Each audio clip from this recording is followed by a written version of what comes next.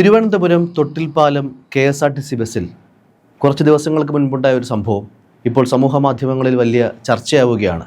ദിലീപിൻ്റെ പറക്കം തളിക എന്ന ചിത്രം ആ ബസ്സിലെ TV സ്ക്രീനിൽ പ്രദർശിപ്പിക്കുന്നു.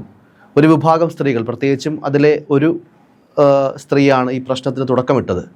ഈ വഷളൻ്റെ സിനിമയാണോ ബസ്സിൽ പ്രദർശിപ്പിക്കുന്നത് എന്ന് അവരുടെ മകൻ ചോദിച്ചു എന്നാണ് അറിയാൻ സാധിക്കുന്നത്. അതിനെ തുടർന്നുണ്ടായ ചില വാഗ്വാദങ്ങൾക്ക് ശേഷം ഒരു വിഭാഗം പറയുന്നു ദിലീപ് കുറ്റവിമുക്തനായി, പിന്നെന്താണ് നിങ്ങൾക്ക് പ്രശ്നമെന്ന് ചോദിക്കുന്നു.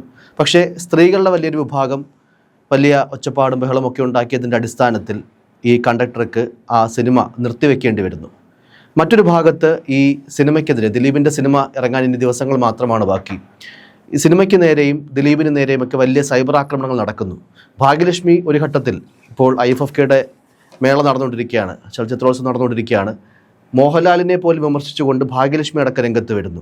അന്നേ ദിവസം, ഈ ജഡ്ജ്മെൻ്റ് ഉണ്ടായ ദിവസം, ഈ സിനിമയുടെ പോസ്റ്റർ തൻ്റെ സോഷ്യൽ മീഡിയ അക്കൗണ്ടിൽ പങ്കുവച്ചതിലൂടെ മോഹൻലാൽ പോലും ഇക്കാര്യങ്ങളെപ്പറ്റി ചിന്തിക്കുന്നില്ലല്ലോ എന്നുള്ള രീതിയിൽ മോഹൻലാലിനെ പോലും വെറുതെ വിടാത്ത അവസ്ഥയിലേക്കാണ് സൈബർ അറ്റാക്കുകളും അല്ലെങ്കിൽ വലിയൊരു വിഭാഗം മനുഷ്യരുടെയും ചിന്ത പോകുന്നത്. എന്താണ് ഇതിൽ ഈ ഒരു ജഡ്ജ്മെൻറ്റിന് ശേഷവും ദിലീപിനെ വേട്ടയാടുന്നത് നിർത്താത്ത ഒരു വിഭാഗം ആൾക്കാരുണ്ട്. എന്താണ് അതിനെപ്പറ്റിയുള്ളൊരു അഭിപ്രായം?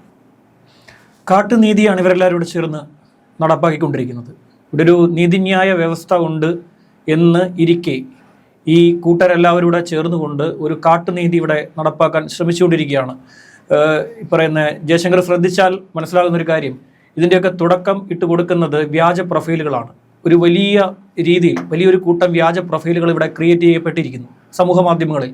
ഈ പ്രൊഫൈലുകൾ അടിച്ചുവിടുന്ന സാധനങ്ങൾ നിഷ്കളങ്കരായിട്ടുള്ള മനുഷ്യർ ഏറ്റുപിടിക്കുന്നു. തുടർന്ന് ഇതൊരു വലിയ രീതിയിൽ ഒരു ക്യാമ്പയിനായി മാറുന്നു.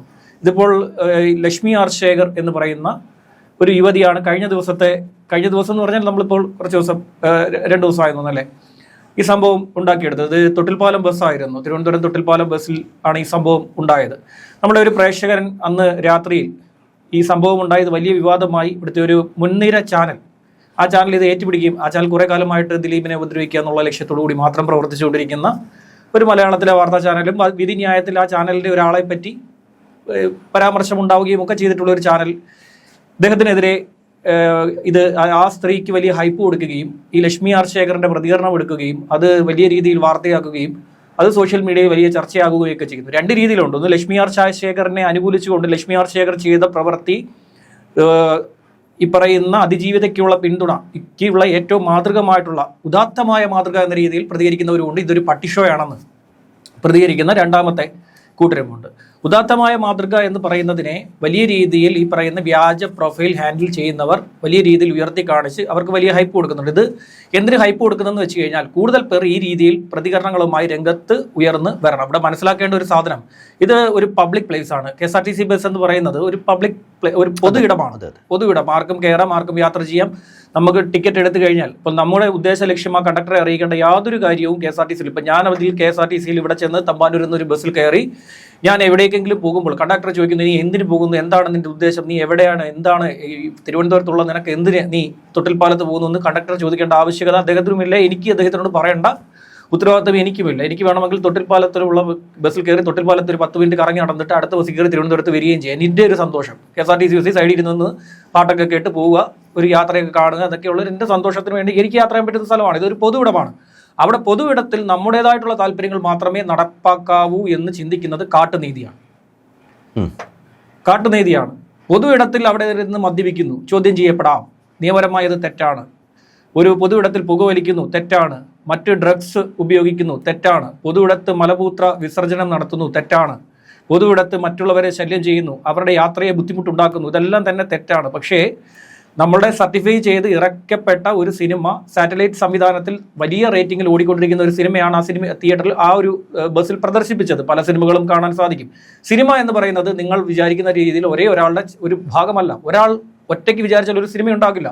ഒട്ടനവധി അണിയറ പ്രവർത്തകരടക്കം, എന്തിന് ഈ ലൊക്കേഷനിൽ ക്ലീൻ ചെയ്യാൻ വരുന്ന ജീവനക്കാർ അടക്കം ഏറ്റവും മുകളിലുള്ള പ്രൊഡ്യൂസർ വരെയുള്ള ആളുകൾ ചേർന്നാണ് ഒരു സിനിമ ഇവിടെ ക്രിയേറ്റ് ചെയ്യപ്പെടുന്നത്. ആയിരക്കണക്കിന് ആളുകളുടെ പ്രയത്നമാണ്. നമ്മളൊരു സീൻ ഷൂട്ട് ചെയ്യുന്ന ഒറ്റ സീൻ, ചില സീനുകളൊക്കെ ഷൂട്ട് ചെയ്യുന്ന കണ്ടു കഴിഞ്ഞാൽ നമ്മൾ ഇത്രയും വലിയ നിമിഷ സെക്കൻഡ്സിന് വേണ്ടിയാണോ, കുറച്ച് സെക്കൻഡ്സിന് വേണ്ടിയാണോ ഇവർ ഇത്രയും വലിയ എന്താ പറയുക സംവിധാനം ഒരുക്കിയെടുത്തിട്ട് ഈ ലൊക്കേഷൻ ഉണ്ടാക്കിയെടുത്തതെന്നൊക്കെ നമ്മൾ വിചാരിക്കും. വളരെ ചെറിയ സീനായിരിക്കും, ചിലപ്പോൾ 1 മിനിറ്റ് പോലും, ചിലപ്പോൾ ആ സിനിമയിൽ ആ സീൻ ഉണ്ടാവുകയുമില്ല.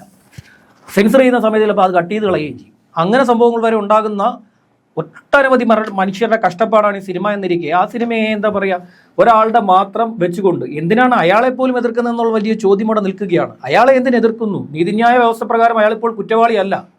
അതിന് അപ്പീൽ പോയി, അപ്പീൽ എത്തുമ്പോൾ അപ്പീലിൽ കുറ്റവാളിയാണെന്ന് കണ്ടെത്തുമ്പോൾ മാത്രമേ അയാൾ കുറ്റവാളിയാകുന്നുള്ളൂ. ഇപ്പോഴും അയാൾ കുറ്റാരോപിതൻ പോലുമല്ല, അത് മനസ്സിലാക്കണം. കുറ്റാരോപിതൻ പോലുമല്ല ദിലീപ്. അയാൾ കുറ്റവാളിയുമല്ല, കുറ്റാരോപിതൻ പോലുമല്ല. അയാളെ പൂർണ്ണമായ നീതിന്യായ വ്യവസ്ഥ അയാളെ വെറുതെ വിട്ടിരിക്കുന്നു. അയാൾ കുറ്റക്കാരനല്ല എന്ന് കണ്ടെത്തി അയാളെ വെറുതെ വിട്ടിരിക്കുന്നു, പരിപൂർണമായി കുറ്റവിമുക്തനാക്കിയിരിക്കുന്നു. അയാളെ എന്താ പറയാ, ഈ പറയുന്ന കുറ്റപത്രത്തിൽ നിന്നും എടുത്ത് അയാളുടെ പേര് എടുത്ത് എന്താ പറയാ പുറത്ത് വെച്ചിരിക്കുകയാണ് ഇന്ത്യൻ നീതിന്യായ വ്യവസ്ഥ. ഇന്ത്യൻ നീതിന്യായ വ്യവസ്ഥ നിങ്ങൾക്ക് വ്യവസ്ഥയല്ലേ? നിങ്ങൾക്കിത് മനസ്സിലാവുന്നില്ല എന്താണ് സംഭവിച്ചുകൊണ്ടിരിക്കുന്നത്? കഴിഞ്ഞ ദിവസം ഞാൻ പറഞ്ഞല്ലോ, ഈ ബസ്സിൽ നമ്മുടെ ഈ പറയുന്ന ഒരു പ്രേക്ഷകൻ ഉണ്ടായിരുന്നു. അദ്ദേഹം ഈ സംഭവവുമായി ബന്ധപ്പെട്ട് ഇത് വലിയ വിവാദമായ സമയത്ത് അദ്ദേഹം നമ്മുടെ നമ്പറിൽ വിളിച്ചിരുന്നു, ഫോൺ നമ്പറിൽ വിളിച്ചിരുന്നു. അപ്പോൾ അദ്ദേഹം പറഞ്ഞൊരു കാര്യം, ഈ ബസ്സിൽ താൻ ഉണ്ടായിരുന്നു. ചേട്ടനെ വിളിച്ചു, ഫോണിൽ വിളിച്ചപ്പോൾ അദ്ദേഹം പറഞ്ഞത്, അദ്ദേഹം ഉറങ്ങുകയായിരുന്നു. ബസ്സിൽ കയറി തമ്പാനൂരിൽ നിന്ന് കയറിയത് മുതൽ ഉറങ്ങുകയായിരുന്നു. ഇവർ എവിടെ നിന്ന് കയറിയെന്ന് അദ്ദേഹത്തിന് കൃത്യമായി അറിയില്ല. അവർ ആ ഇതിൽ പറയുന്ന കേട്ടപ്പോഴാണ് കേശവദാസപുരം ആണ് എന്നുള്ളത് അറിയുന്നത്. ഈ വിഷയം ഉണ്ടാകുന്നത് മണ്ണന്തലയിൽ നിന്നാണെന്നാണ് അദ്ദേഹം പറയുന്നത്. മണ്ണന്തല എത്തിയപ്പോഴാണ് ബസ്സിൽ വലിയ ഒച്ചപ്പാടുകൾ ഉണ്ടാകുന്നത് കേട്ടിട്ട് താൻ ഉണരുകയും ആ സമയത്ത് താൻ കാണുന്ന കാഴ്ച, ഫ്രണ്ട് സീറ്റിലിരിക്കുന്ന ഒരു യുവാവും മധ്യഭാഗത്തിരിക്കുന്ന ഈ സ്ത്രീയും തമ്മിൽ വലിയ തർക്കങ്ങൾ അവിടെ ഉണ്ടാകുന്നു. ഇവർക്കപ്പോൾ തന്നെ ആ സിനിമ അവിടെ നിർത്തണം എന്നുള്ളതാണ് ഇവരുടെ ആവശ്യം. അപ്പോൾ നിങ്ങൾ മാത്രമല്ലല്ലോ ബസ്സിൽ യാത്ര ചെയ്യുന്നതെന്ന് ഈ ചെറുപ്പക്കാരൻ ചോദ്യം ചെയ്യുന്നുണ്ട്. അപ്പോൾ അങ്ങനെ അങ്ങോട്ടും ഇങ്ങോട്ടും അവിടെ തർക്കങ്ങൾ അവിടെ ഉണ്ടായി. അതിൽ കുറച്ച് അയ്യപ്പ ഭക്തർ കൂടി ആ ബസ്സിൽ ഉണ്ടായിരുന്നു എന്ന് അദ്ദേഹം പറയുന്നുണ്ട്. ശബരിമല തീർത്ഥാടകരായിട്ടുള്ള കുറച്ച് പേർ കൂടി ആ ബസ്സിൽ ഉണ്ടായിരുന്നു എന്നുള്ളത് പറയുന്നുണ്ട്. അപ്പോൾ പലരും ഈ പറയുന്ന പോലെ ക്ഷീണിതരായി ഉറങ്ങിക്കൊണ്ടിരുന്നവരൊക്കെ തന്നെ ഡിസ്റ്റർബായി. അവർക്കൊക്കെ ബുദ്ധിമുട്ട് ഈ സ്ത്രീയുടെ സംസാരത്തിലൂടെ ഉണ്ടായപ്പോൾ, ഈ സ്ത്രീ അടക്കം 2-3 പേർ മാത്രമാണ്. ഇവർ പറയുന്ന പോലെ അവിടെ ഒരു വോട്ടെടുപ്പൊന്നും നടന്നിട്ടില്ലെന്നാണ് അദ്ദേഹം പറഞ്ഞത്. അതിനെ അദ്ദേഹം ചില ചാനലുകളിൽ വന്നിരുന്ന ഒരു വാർത്തകൾ അനുസരിച്ചിട്ട് 2 വിഭാഗമായി ഇവർ മാറി. പ്രത്യേകിച്ച് ചേട്ടൻ പറഞ്ഞ ചെറുപ്പക്കാരൻ ഉൾപ്പെടെ ഒരു വിഭാഗം ചെറുപ്പക്കാർ, അയാൾ കുറ്റവിമുക്തനായല്ലോ, നിങ്ങൾക്ക് പിന്നെ ഇതിനകത്ത് എന്താണ് പ്രശ്നം, കോടതി അയാളെ കുറ്റവിമുക്തനാക്കിയില്ലേ എന്ന് ചോദിക്കുമ്പോൾ ഈ സ്ത്രീയുടെ പക്ഷം പിടിച്ച് വലിയൊരു വിഭാഗം സ്ത്രീകളും രംഗത്തെത്തി എന്നുള്ളതാണ്. 2-3 പേരേ ഉള്ളൂ. അദ്ദേഹം പറയുന്നുണ്ട്, നിങ്ങൾ ആ ദൃശ്യങ്ങൾ, ആ ബസ്സിൽ ക്യാമറ ഉണ്ടെന്നാണ് അദ്ദേഹം പറയുന്നത്. ക്യാമറയുണ്ട്, ആ ക്യാമറയിലെ ദൃശ്യങ്ങൾ പരിശോധിച്ചാൽ അതിൽ വ്യക്തത നിങ്ങൾക്കുണ്ടാകും എന്നാണ് പറയുന്നത്. നമ്മളെ അടക്കം കുറ്റം പറഞ്ഞുകൊണ്ടാണ് അദ്ദേഹം പറയുന്നത്. നമ്മളടക്കമുള്ള മാധ്യമങ്ങൾ ഒന്നും അറിയാതെ ഇതൊക്കെ വിളിച്ചു പറയുകയാണ്. ഞാൻ പറഞ്ഞു, ഞാൻ ഈ സംഭവം അറിഞ്ഞിട്ട് പോലും ആ സമയത്ത് ഞാനിത് അറിഞ്ഞില്ല. ശരിക്കും പറഞ്ഞാൽ ഈ വാർത്ത അറിഞ്ഞിട്ടില്ല, ഇങ്ങനെ ഒരു സംഭവം ഉണ്ടായെന്നോ ബസ്സിൽ ഉണ്ടായെന്നോ. അപ്പൊ എനിക്ക് ഏറ്റവും അടുത്ത എൻ്റെ ഒരു സുഹൃത്ത് എനിക്കിത് അയച്ചു തന്നപ്പോഴാണ് ഞാനിത് അറിയുന്നത്. എൻ്റെ ഏറ്റവും അടുത്ത ഒരു സുഹൃത്ത് എനിക്ക് ഇത് ഈ വീഡിയോ മാത്രമായിട്ട്, ഇതിനെക്കുറിച്ച് ഒരു കമന്റും അദ്ദേഹവും എന്നോട് പറഞ്ഞില്ല, ഒരു വീഡിയോ മാത്രം അയച്ചു തന്നു. ഞാൻ ആ വീഡിയോ കണ്ടിട്ട് ഞാനെന്ന് വിചാരിച്ചു, ഈ മനുഷ്യൻ ഇതിനെ കുറിച്ചാണല്ലോ എന്നോട് സംസാരിച്ചത്. ഈ അടുത്ത ഇടയ്ക്ക് ഒരു മനുഷ്യനെ എന്നെ വിളിച്ചു, നല്ല രീതിയിൽ തെറി വിളിച്ചു. എന്തിന്? അത് വേറൊരു ശ്യാമാണെന്ന് പറഞ്ഞിട്ട്, ഒരു പൊതുപ്രവർത്തകനുണ്ടല്ലോ, ഒരു പൊതുപ്രവർത്തകൻ PS ശ്യാമെന്നോ അദ്ദേഹം ഉണ്ടല്ലോ, അദ്ദേഹത്തെ ഒരു പേര് തെറ്റിയത് എന്നോട് ക്ഷമിക്കണം, ഞാൻ പെട്ടെന്ന് ഈ ഓർമ്മയിൽ കിട്ടാത്തതാണ്. അദ്ദേഹമാണെന്നും പറഞ്ഞ് ഈ മനുഷ്യൻ എന്നെ വിളിച്ച് ഒരുപാട് തെറി വിളിച്ചു. എന്ത് വിഷയമായിട്ട് ബന്ധപ്പെട്ട്? അദ്ദേഹവും എന്തോ ഈ ശ്രീജിത്ത് പണിക്കരുമായിട്ട് എന്തോ വഴക്കുണ്ടായെന്നോ എന്ന് പറഞ്ഞിട്ട് ചർച്ചയ്ക്കിടയിൽ വഴക്കുണ്ടായി. നീ ആരാടാ ശ്രീജിത്ത് പണിക്കരെ ചോദ്യം ചെയ്യാൻ? എന്നെ ഒരുപാട് തെറി വിളിച്ചു, 10 മിനിറ്റോളം തെറി വിളിച്ചു. അത് കഴിഞ്ഞ് അദ്ദേഹം എന്നോട് മാപ്പ് പറയുകയും ചെയ്തു.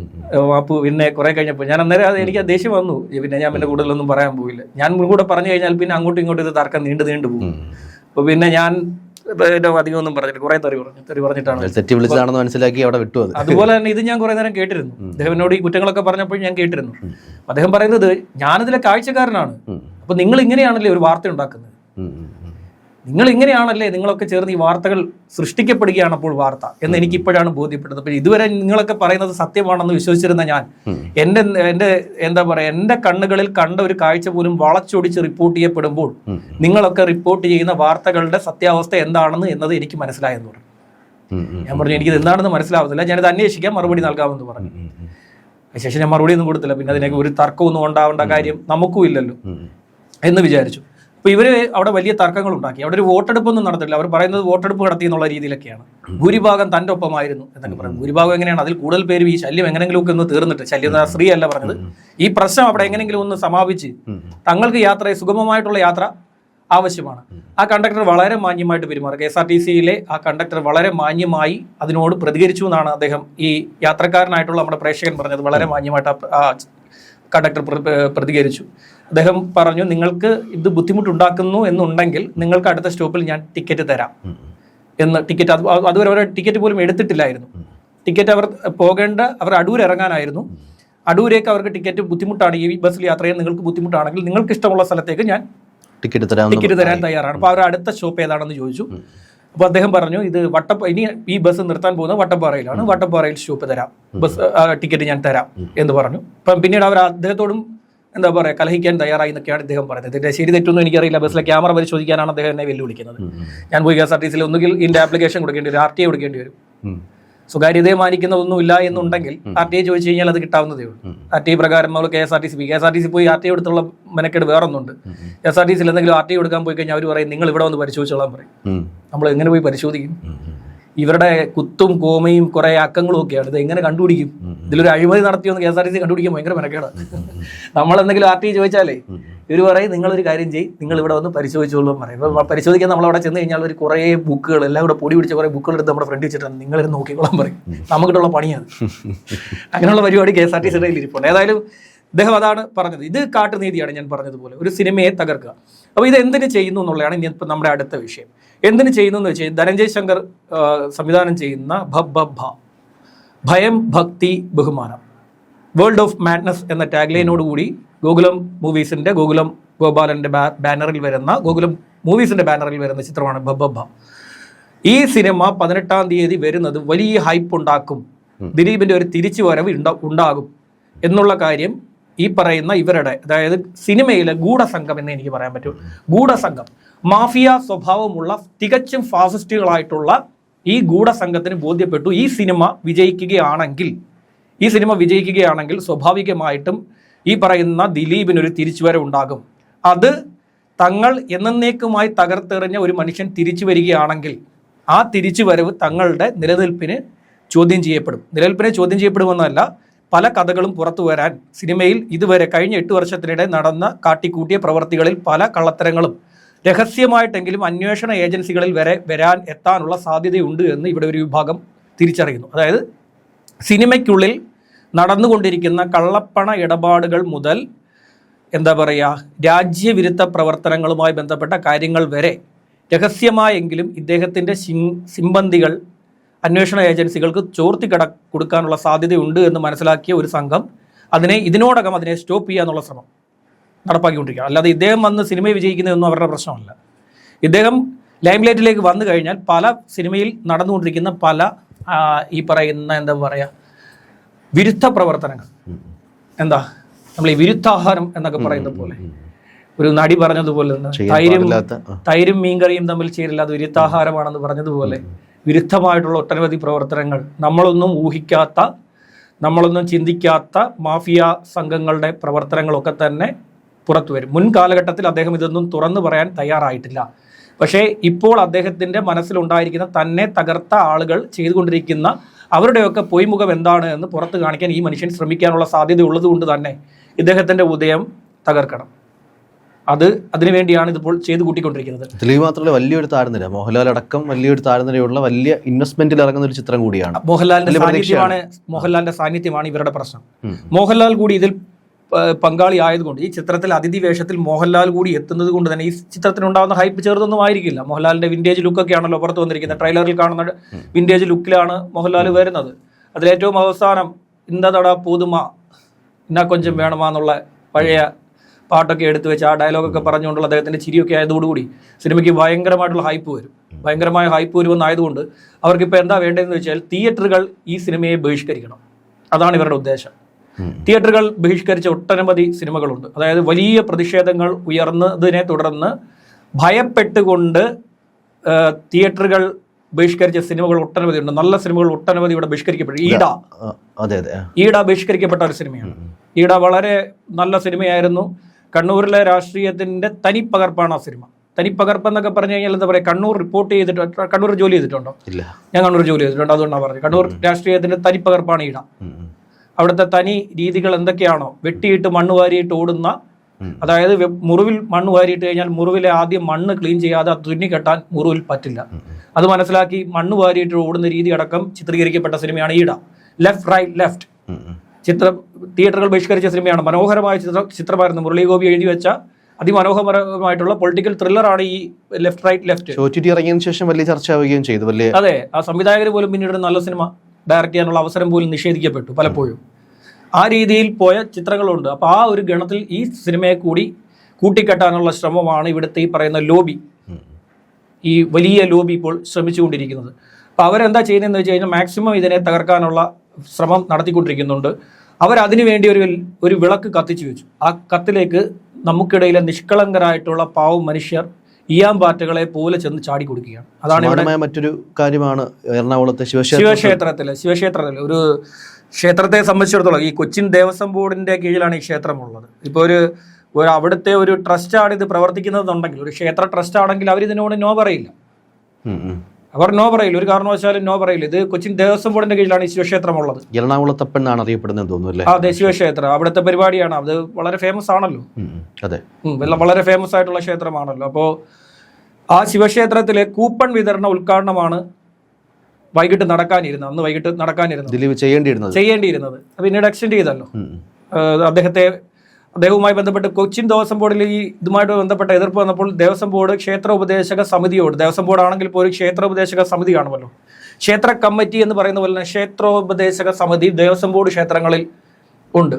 ആ ക്ഷേത്രോപദേശക സമിതി എന്ന് പറയുന്നത് ആ ക്ഷേത്രവുമായി ബന്ധപ്പെട്ട് നിൽക്കുന്നവരോ ആ ക്ഷേത്രത്തിന്റെ പരിസരത്തുള്ളവരോ പൊതു സ്വീകാര്യരുമായിട്ടുള്ളവർ ചേർന്നിട്ടുള്ളതാണ് ഈ ക്ഷേത്രോപദേശക സമിതി.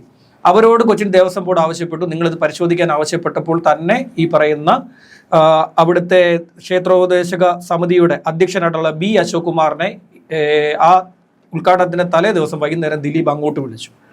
ശരിയാ, ദിലീപ് അങ്ങോട്ട് വിളിച്ചു. ദിലീപ് അല്ല വിളിച്ചത്, ദിലീപിന്റെ സഹോദരനായിട്ടുള്ള അനൂപ് വിളിച്ചു.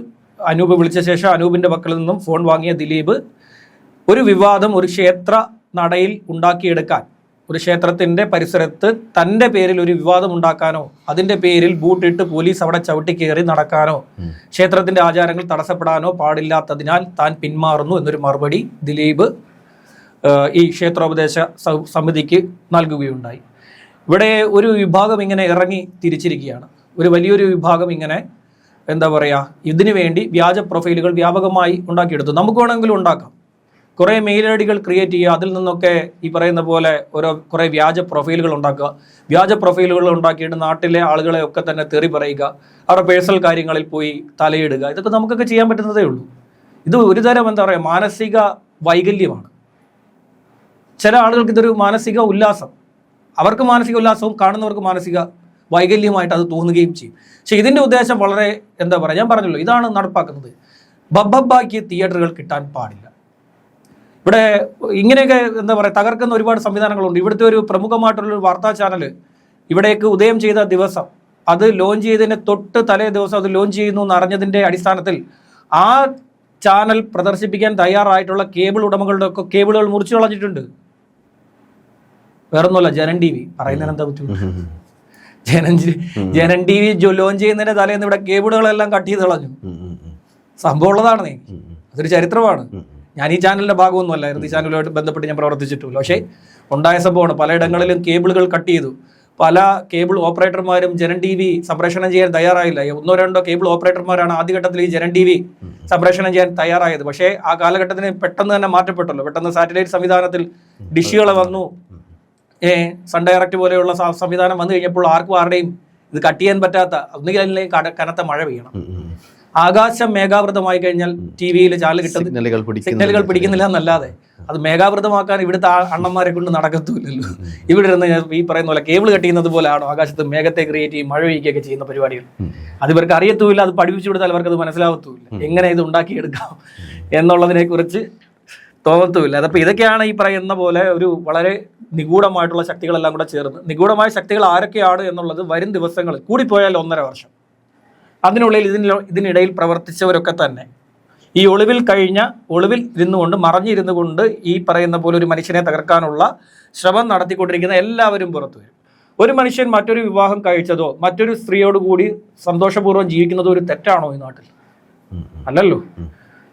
അത് ഒന്നുകിൽ ഭാര്യയെ തല്ലിക്കൊന്നിട്ട് അടുത്ത വിവാഹം കഴിച്ചവനെയൊക്കെ പിടിച്ചിട്ട് എടുത്തിട്ട് അലക്കാം. സമൂഹത്തിൽ 2 കൊടുത്താലും തെറ്റൊന്നുമില്ല എന്ന് പറയാം. അയാൾ മാന്യമായിട്ട് ഒഴിഞ്ഞു പോയി. മാന്യമായി ഒത്തുപോകാൻ പറ്റാത്ത 2 പേർ തമ്മിൽ ഇവർ ഏറ്റവും വലിയ പ്രത്യേകത, ഇവർ കഴിഞ്ഞ 8 വർഷം അങ്ങോട്ടല്ല, ഇദ്ദേഹം അങ്ങോട്ട് ഒരു വാക്കുപോലും ഇന്നുവരെ ഒരു വാക്കുപോലും പറഞ്ഞിട്ടുമില്ല. ഇദ്ദേഹം കഴിഞ്ഞ 8 വർഷം വരെയും ഈ പറയുന്ന നീതിന്യായ വ്യവസ്ഥയുടെ ഭാഗമായി നിന്നുകൊണ്ട് അതിനോടൊപ്പം നിന്നപ്പോൾ അദ്ദേഹം ഇത് പറയുന്ന തനിക്കെതിരെ പ്രവർത്തിച്ച ഒരാളെ കുറിച്ച് പറയുകയോ പ്രതികരിക്കുകയോ തന്നെ അന്വേഷണ ഉദ്യോഗസ്ഥർ കുരുക്കിയാണെന്ന് പറയുകയോ ഒന്നും ചെയ്തിട്ടില്ലല്ലോ. അദ്ദേഹം ആകപ്പാടെ പറഞ്ഞ ഒരേ ഒരു കാര്യം, എന്തിനാ ചേട്ടാ വായി തോന്നുന്ന വിളിച്ചു പറയുന്നത്? ഓർമ്മയുണ്ടോ? മാധ്യമങ്ങൾക്ക് നേരെ വിളിച്ചു പറഞ്ഞത്, എന്തിനാ ചേട്ടാ വായി തോന്നിയൊക്കെ വിളിച്ചു പറയുന്നതെന്ന് ഒറ്റ ചോദ്യം മാത്രമാണ് ഇതുമായി ബന്ധപ്പെട്ട് ദിലീപിന്റെ ഈ വിധി വരുന്നത് വരെയുള്ള പ്രതികരണം ഉണ്ടായിരുന്നത്.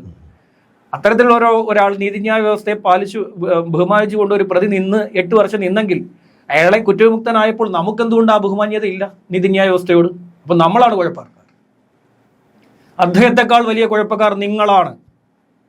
നിങ്ങൾ എന്ത് വേണമെങ്കിലും വിളിച്ചോളൂ, നമ്മളത് കേൾക്കാൻ, ഞാനത് കേൾക്കാൻ തയ്യാറാണ്.